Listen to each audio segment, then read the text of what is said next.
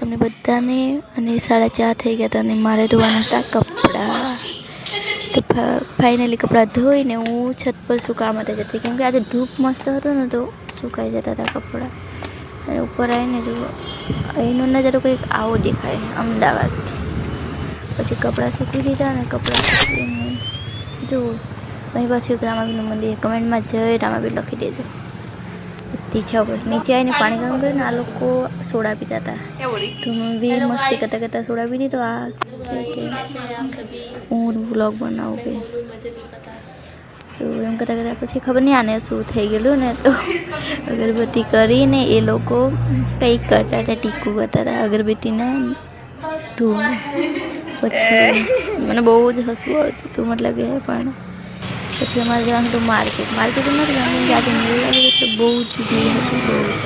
એટલે અમે શાકભાજી લેવા માટે દુકાન હતી ત્યારે ચાલવા લાગ્યું. 6:30 ઉપર થઈ ગયેલા એટલે અંધારું થવા આવી ગયું. પછી આ બધું મને શેરડીનો રસ દીધો, એટલે શેરડીનો રસ પીવા માટે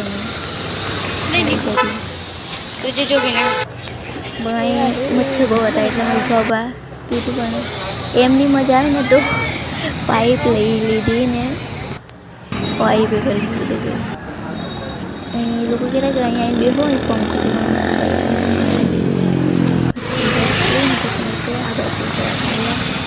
ત્યાં જ અમારી મતલબ દુકાન હતી શાકભાજીની.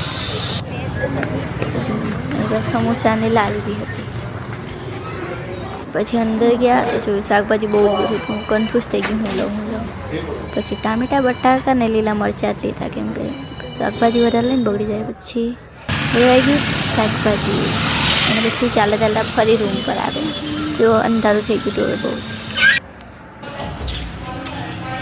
ફાઇનલી રૂમ પર પહોંચી ગયા. રૂમ પર આવીને જમવાનું બનાવવાનું હતું, દાળ ભાત અને ગોટા બનાવવાના હતા.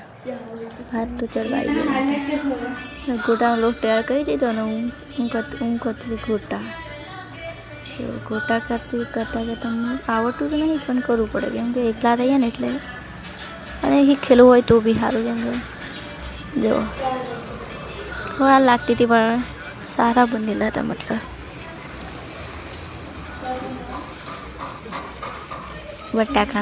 બટાકાના બનાવેલા હતા. પછી ફેમિલી તૈયાર થઈ ગઈ અને 3 ફ્રેન્ડો જમવા બેસી ગઈ.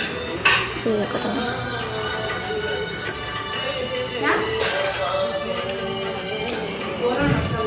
દાળ ભાત ખાડીને એકબીજાને